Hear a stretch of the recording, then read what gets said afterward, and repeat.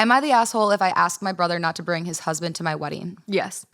So the title makes me sound bad, but please let me explain. I'm getting married in June. My fiance is an amazing man who I love very much. His parents, on the other hand, are religious nuts.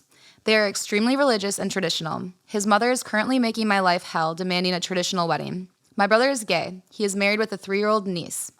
You will see where I'm going here. I am not homophobic. I love my brother, his husband, and my niece very much. The fact is, my fiance's parents, along with being religious nuts, are extremely homophobic. And I know if my brother is there with his husband, they will say or do something that will cause a scene. So, would I be an asshole if I asked my brother to come without his husband? My fiance does not share his parents' view. In fact, he thinks I'm an asshole for even thinking this. Again, I am not homophobic. I love my brother very much. I just want a perfect wedding. Is that so wrong?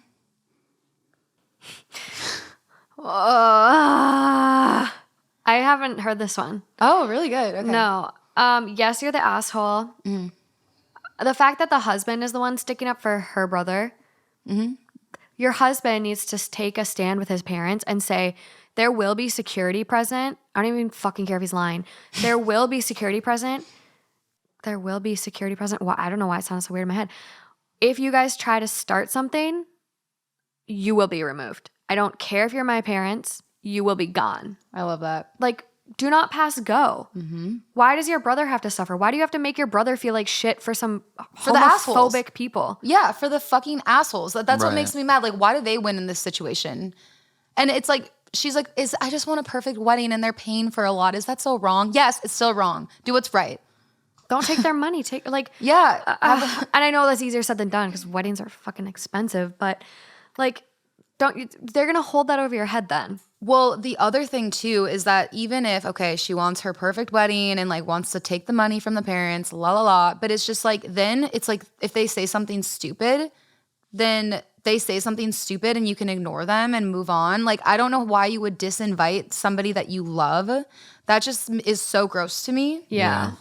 I think there's a lot you can do too to like manage the day. I think I don't really interact with a lot of people at weddings. Like, I think when we went to like, I was in Kate's wedding and I like interacted with the bridal party, like for pictures and like all throughout the day. But then I was like hanging out with Justin and like my friend Jordan. So it's like, I wasn't like mingling all about. And I feel like her brother doesn't really have to interact with them if he doesn't want to. So it's like, schedule your family pictures and like give yourself 20 minutes in between. So like do the bride's family pictures first. And then 20 minutes after, do the groom's family pictures. Like, you can schedule and like plan your day so there has to be like the least amount of interaction. Yeah, but I also just want the parents to eat dirt. Yeah, fuck them.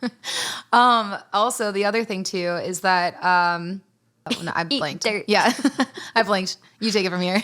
Justin. Oh, blanked? I thought you said blinked, and I'm like, Blanked. why is that holding you up? Lauren blinks and her brain shuts down. I just think if there's any problems within a family or group of people, a wedding is where it all comes to a head.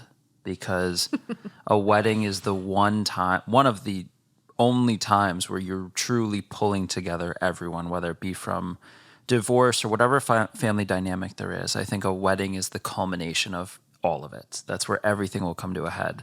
And so I don't instantly, like right off the bat, yes, it's pretty obvious choice. And I think we've decided that. Yeah. But I can see how, from her point of view, you get so skewed from all these external factors. And you're just trying to like get to the wedding and have your wedding. And I mean, if people say enough shit to you, it'll start to like practically brainwash you. Yes, you should not lose the respect for your brother and his partner. But I think people can get in these situations where they really start to get like manipulated. And so she might not even be thinking clearly at this point. Yeah. But I think that the choice, yes, you have to have your people there. Yeah. You can't ask someone to, like, if this person's been a big part of your life, you're going to be like, yo, sorry, but these parents aren't cool with it. And so you get in a really tight place. But the decision here is pretty simple. Yeah. I mean, it's letting homophobia win. And to me, that's what's really important. That is what's pushing our world forward, is moments like those of deciding, I'm not going to let homophobia win. I'm not going to let these people that are homophobic because they have money control and dictate a bigger thing, like way bigger thing than a wedding. Yeah. And I know weddings are important, and I know that it's like really meaningful, and I want her to have a great day. But it's just like the thing to say I want to disinvite my brother-in-law. That is what makes me so mad. Like, I think what she should do is just be like, hey, you guys, I love you more than anything, and I want you to come more than anything. I don't know if they're going to be homophobic and weird. And if they are, I just want you to be prepared for that. Here's a heads up. Yeah, here's a heads up. Totally appropriate. Yeah. Totally appropriate. And like, if they are, then fuck them. Like, let my husband know, he'll take care of him. Yeah. But it's just like, Right. well, don't Totally disinvite. Don't No. disinvite someone you love. Like, Yeah, you got to no. be part of the change. Exactly. You're also like, I don't know why people can't, when weddings are involved, I don't know why people can't see past one day. Like, you're going to potentially damage a relationship for one single moment in time, one day of your life. When you have the next 50 years, if they stay together for however long, but they have a kid together, so he's going to be around, you're going to damage the next 50 years of your life with that person for one day. Is it really that important to you to like burn that bridge? Totally agree. And it's like, and I'm not at all trying to downplay like people and their weddings. I know it's really important. I want everyone to have a special wedding. I truly do. But like you said, Morgan, you got to look at the bigger picture and what really matters to you. Like your relationship should, weddings should be about love. That's what they're about. So Yeah. Well, and chances are, I mean, we don't know these people, but you'd hope. It takes, even if you have these crazy and these super strong feelings and thoughts, it takes a lot, especially at a wedding, to go up and say something. It takes a lot. Sure, you can sit there and have your thoughts, but A little alcohol and a crazy person. I guess so. I guess that's true. But the one where the girl poured the wine on her mom, oh yeah, red wine on the mom's white dress. I think we're Yeah. too normal. Like us, like trying to imagine yourself going up to someone and saying something like you just Yeah. can't even fathom it because like Yeah. we would never do that. Let no alone matter how like, passionate I was, it's just like, Yeah. it's so awkward. I've It's so witnessed- awkward to go up and say something. Come on. I've witnessed people make really inappropriate comments at weddings, but it's not like very direct. It's more petty and passive aggressive. Then again, these weddings were in Minnesota, so maybe that's why. right? Minnesota passive aggressive. Yeah. Whew, that's a tough one, but definitely the Easy asshole. one. if- Tough situation. Yeah, exactly. Yeah. I mean, Yes. all of the. What was the top comment? You're the asshole. Wait just a damn minute. Okay, so excluding someone for this issue is a valid solution for you, but you'd rather exclude the guy who would get attacked rather than the people who would do the attacking? Right. God damn, OP. Yes, look at your brother and his husband in the eye and tell them that you would rather have demanding, nutty homophobes there instead of them. Do that. Then look at yourself in the mirror and ask if you're an asshole again. True. And then Wow. someone else responded right after that, goes, but she wants a perfect wedding, and like draw it out. Yeah. That's very well spoken. That's perfect. Also, something to consider too. You can only control so many variables. So like let's just say they have a guest list of like 100 people and they give 50 of them plus ones. What if there's 3 people on that list that are bi or Yeah. lesbian and Yeah. they just came out for recently sure. or they just haven't really talked about their sexuality with them and they bring a date that is the same sex Honestly, or You're trans right. You're or right. whatever. Like you are putting yourself in such a precarious situation that like control for the variable that you know is fire. Yeah. Remove that variable. Agreed. Or True. really contain that variable and like they have a fucking babysitter the whole day. Like her husband can literally assign a babysitter. Mm-hmm. Watch them. If they start shit, security, they're done. yeah.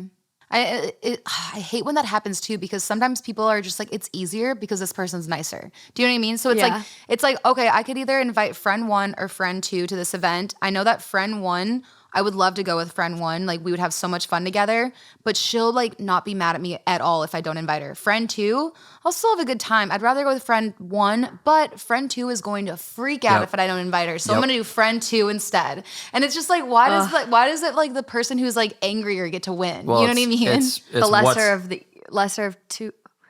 No, that wouldn't apply here. Well, no, it's Close. what's easy versus what's right. Yeah. That's what it is, because you're 'Cause she making a hard knows. choice. And yes, sure, you might be Exactly. procuring a potentially risky situation, Yeah. but You're Well, right. it's And also- what's and easy we're all versus playing right. on what ifs. This is all on what I ifs at the know. same time too. Craziness. What were you saying, Morgan? Just like with what you're saying too, it's like approaching those crazy fucking homophobes and trying to have a like rational conversation with them is going to be a lot harder than her brother-in-law. That's probably a really nice person. And it would be a terrible situation, but he'd be like, "Oh, yep, I understand." Like, Yeah. So, right, what's easy versus what's right? I just hate that there's still homophobes. I'm like, it's 2022. Like, get your shit together. Stop. I think it's really interesting how, and this is something I need to personally investigate and dive into more, and I've probably mentioned it because it fascinates me, but the fact that like homophobia wasn't really mentioned in the Bible until like the 80s when like American companies really pushed to have it like retranslated. It actually used to say like an adult man shall not lie with a young boy, and it was more talking about like pedophilia. And so it really started with like Bibles in Germany, but an American company paid for all of the Bibles in Germany to get like reprinted. So we can look this up. Please comment more on the YouTube video if you know about this. But like from what I've seen and what I've like been researching, the translation, there's so many different translations. Well, and so Kennedy literally, like I think maybe about 5 days ago, said exactly what you just said. So yeah, it's definitely information that's out there. I didn't do a fact check, but it's really, it's interesting. It's so crazy to me. But That's why history is crazy. You can I literally know. figure out why anything today is the way it is. And that's like the history class I had in college. yeah. Everything leads up and you're like, oh, okay, that's why things are this way over here. And love that's Is why that about history. anthropology? Like the study of like what I don't know. That's a big word. that's a big word. I blinked. That's a scary My brain word. turned off. Don't know that word. Anthropology is the study of what makes us humans. Right, but this, like, I think it's just greater, like overall society and how it develops and why things are the way they are. I think that's literally Not anthropology. just within like, Well, Anthropology is the scientific study of humanity concerned with human behavior, human biology, cultures, societies, and linguistics. yeah, in definitely both part of it. present, past, including past human species. I love stuff like that. Like that's why that book Sapiens, I just think it's so cool and so interesting. I ordered it. Yeah, it like just goes through all these different theories of where humans came from, and I think all that stuff's so interesting. I also, because my major was advertising and then minor in communications, I had so many classes that were talking about the history of our communications, and Yeah. it's like so freaking cool and crazy, and it's Yeah. wild like how it was such a short amount of time ago that we were only getting our information by penny papers. Like penny papers were the biggest breakthrough in getting like all of the classes on the same page of the same information. Wow. It's wild. It changed the world, and it's just so that wasn't that long ago, and No. and now here we are talking to all these people that are all of our new friends. Right. Through a phone. Yeah, it's crazy. You too. Yeah. Oh, we were going down rabbit holes today. Okay. They're fun though. I do enjoy it.